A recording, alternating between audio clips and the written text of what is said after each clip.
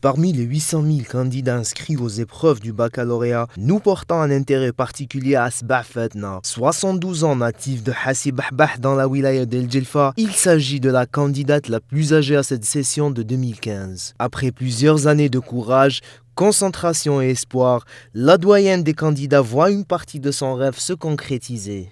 Je suis née en 1943. J'ai rejoint une école d'analphabétisation par la suite. Je me suis inscrite pour suivre des cours par correspondance et je passe mon bac pour la première fois. Née et grandie dans une famille d'intellectuels, la septuagénaire décide de suivre le parcours de ses prédécesseurs.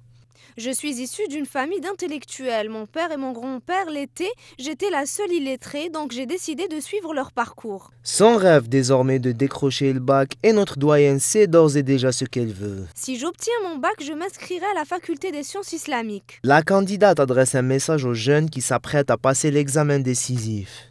Saisissez l'occasion pour étudier et apprendre davantage. Tant que vous êtes encore jeune, ne gâchez pas cette opportunité qui s'offre à vous. La soif d'apprendre, le courage et la persévérance ont permis à la septuagénaire de défier le lourd handicap de l'illettrisme.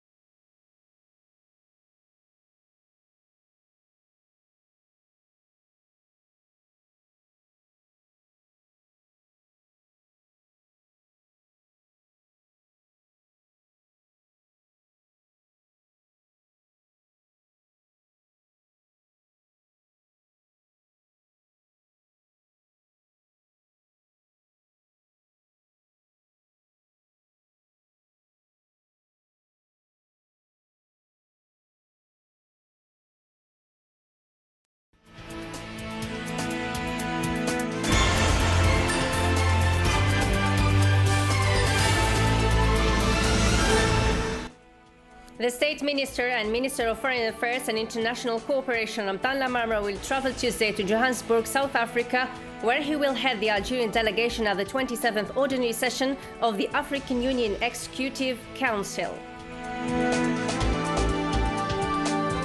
The Minister of Maghreb Affairs, African Union and the Arab League, Abdelkader Msahel, has said that the situation in Libya is an important security issue for Algeria. And the discussion at the G7 summit in the Bavarian Alps in Germany focused on the festering conflict in Ukraine, the acute Greek debt crisis and Middle East problems.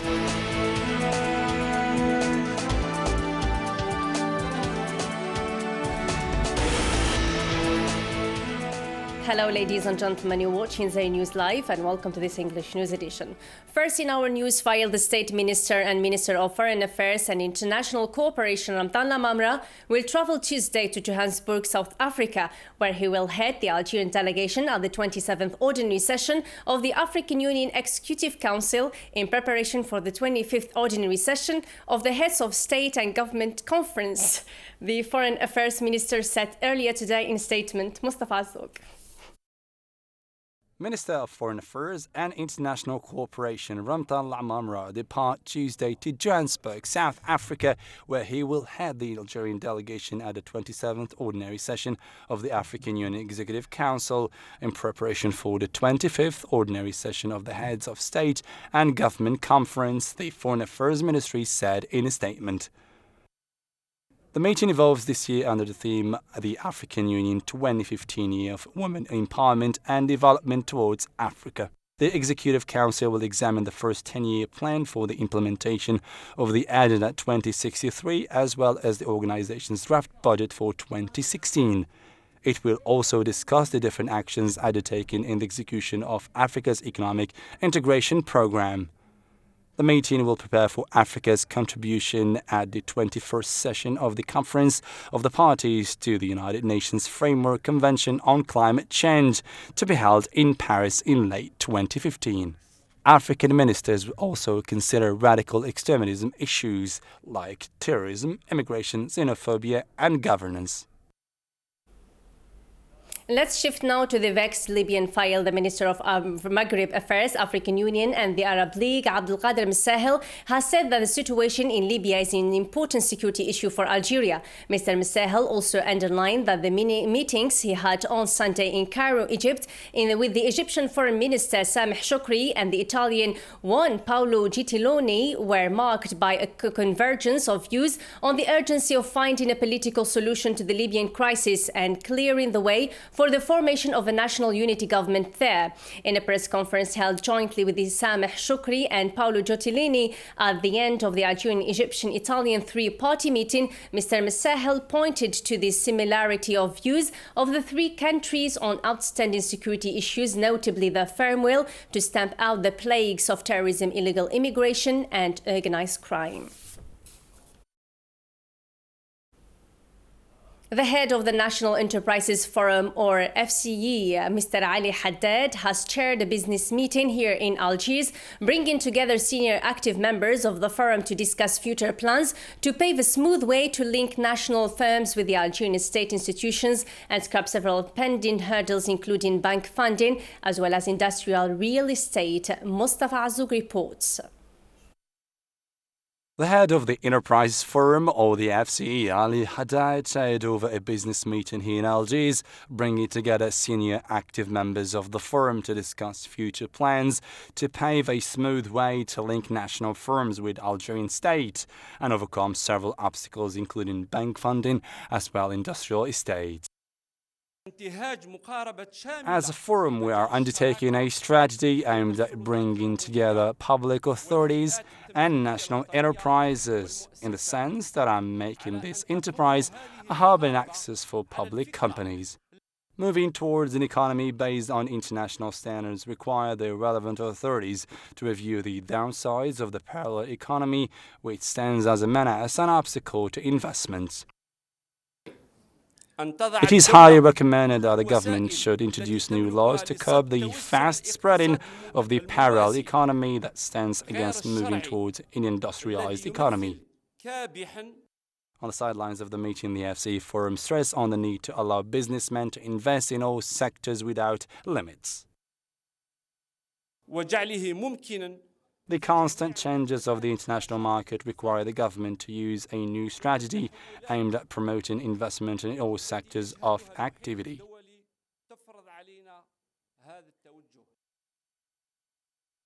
Adjust and outline a strong national market as well as promoting investment in all sectors are high on the forum's agenda to help Algeria move forward with its economy.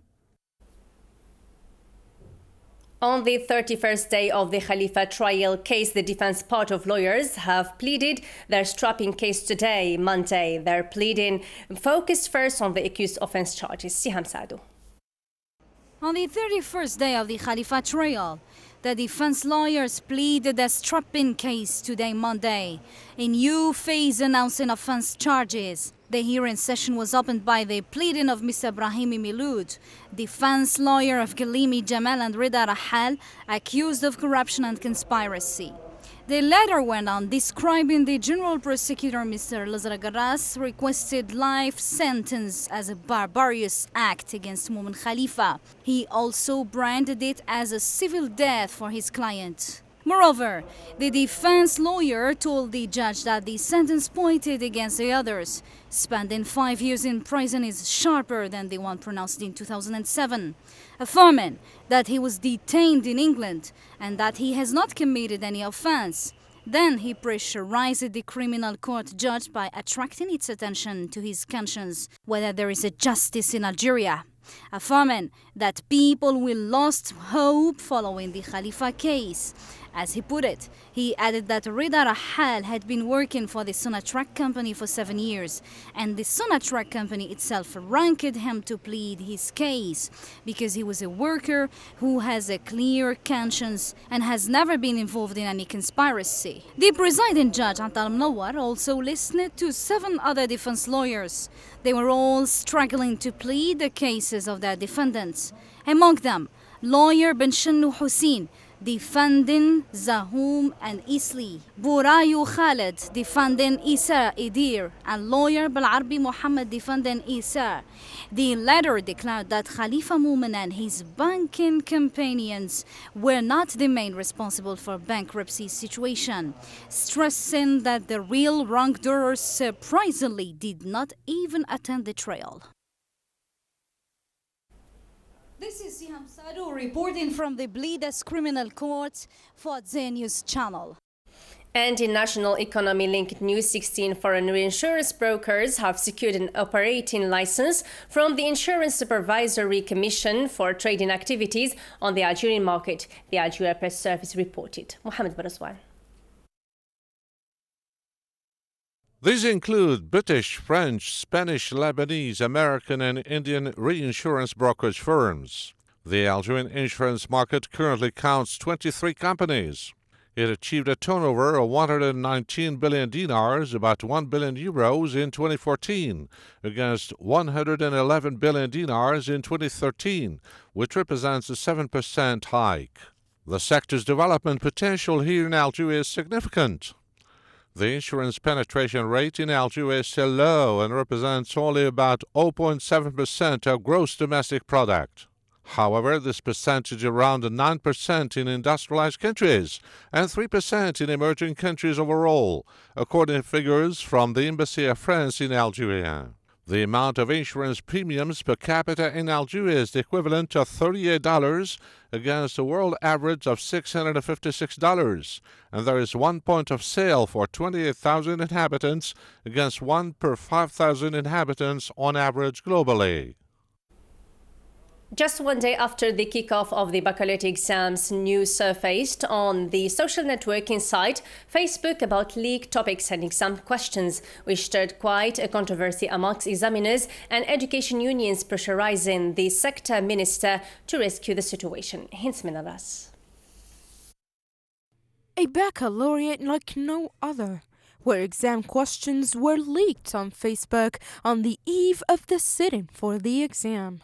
Facebook was a reference for students to test their ability to answer baccalaureate questions, which dissipated a lot of them and shook their confidence, even after extensive revisions. And no matter how matching Facebook questions were to those listed in the exam paper, the latter remained a reliable source of many of examiners, which affected their focus, angered the parents, and paved the way for education unions to inspect, especially since they had already warned of the risks of advanced technology, or the 3G, that was part of the cheating methods following what was presumed about the leaked exam questions, which put into question the seriousness of student inspection before their entry into exam centers.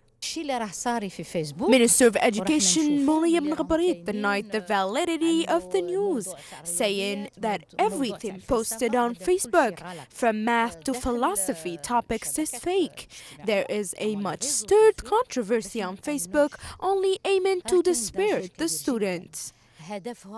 Meanwhile, in a communique, the prosecutor of Sidi Mohammed Court has ordered the opening of a judicial inquiry to identify the ones responsible for leaking baccalaureate exam topics on social network.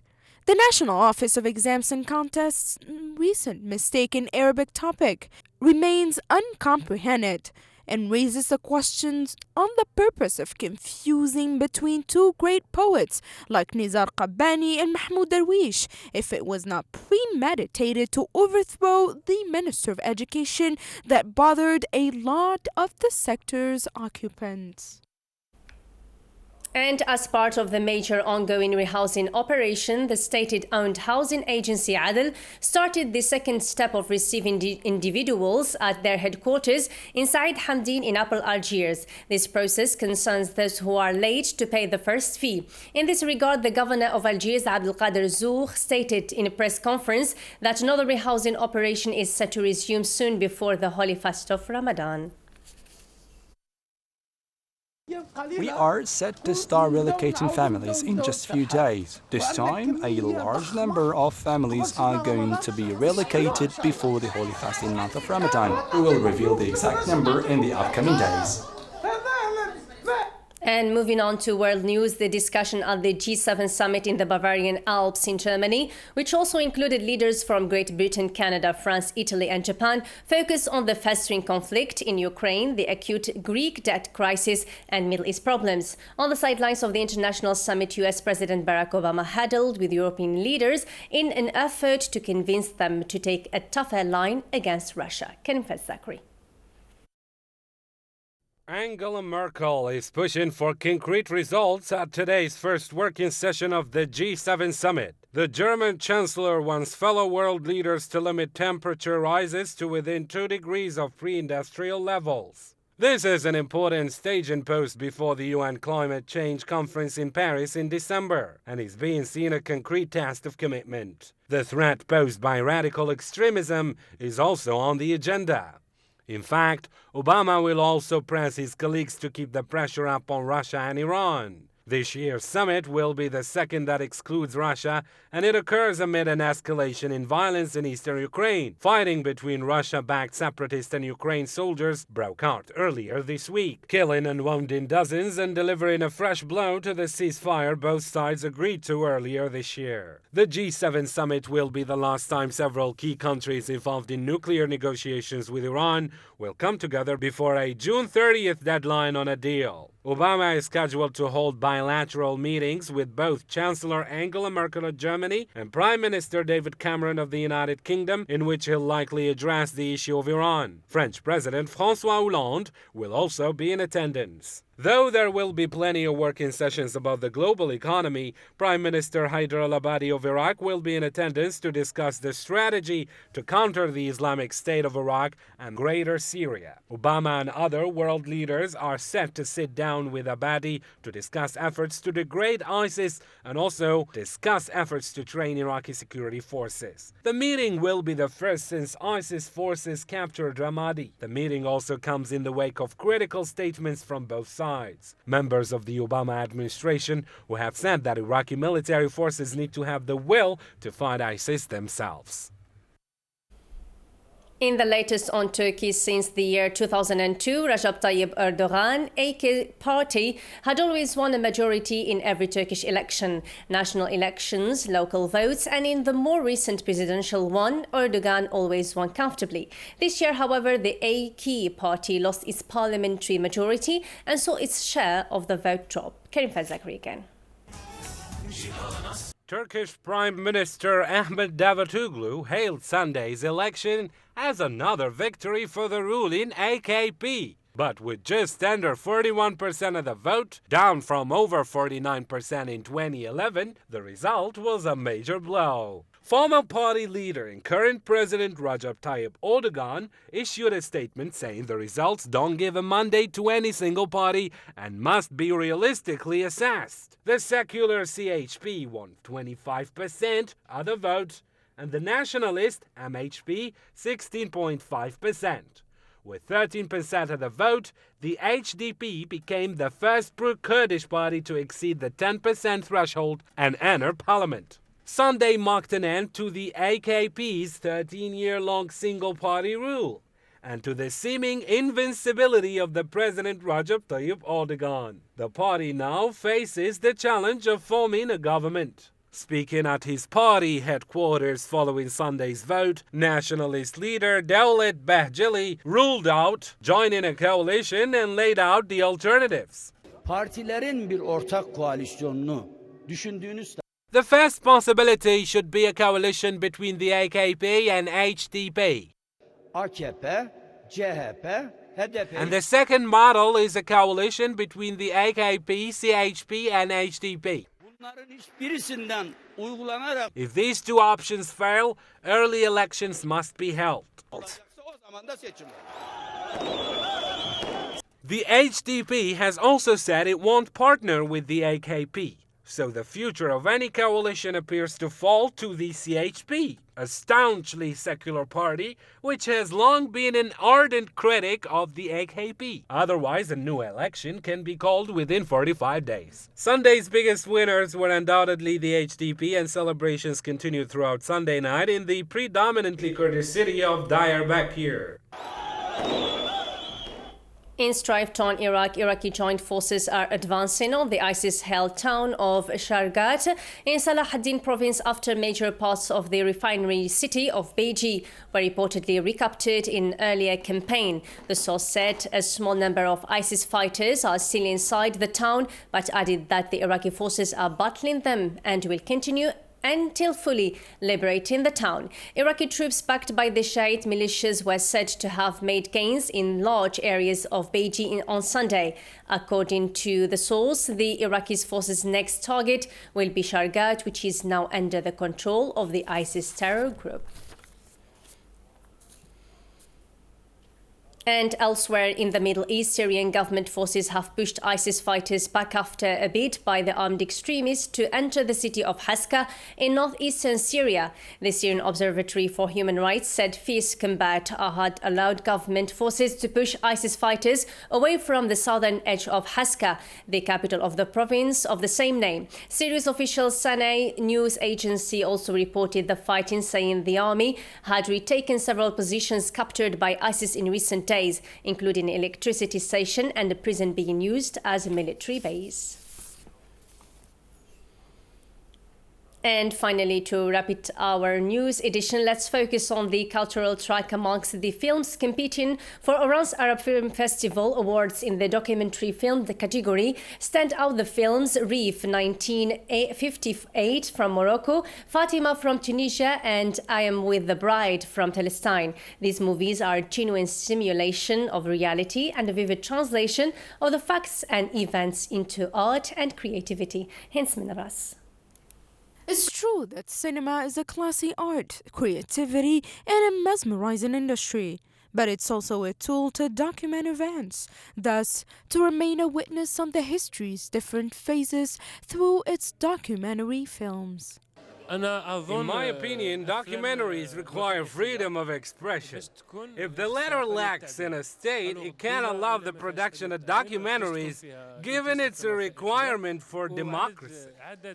Reef 1958 from Morocco, Fatima from Tunisia, and I'm With the Bride from Palestine. Documentaries that were the talk of the town on the fourth day of Oran's Film Festival. Stories portraying true events that happened in these Arab countries, from conflicts to wars and crises. The movie portrays the file of 5 immigrants that try to enter European countries illegally. Its first projection was here in Algeria. The audience reacted positively to it, since this topic is sensitive around the Arab world.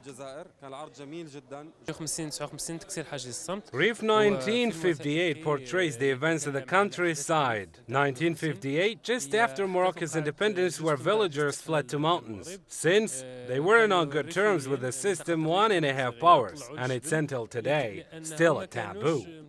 The documentary translates true events into artworks, leaving behind all borders and distances, recounting all the facts. The end of our English news edition. Thank you so much for following us. Goodbye.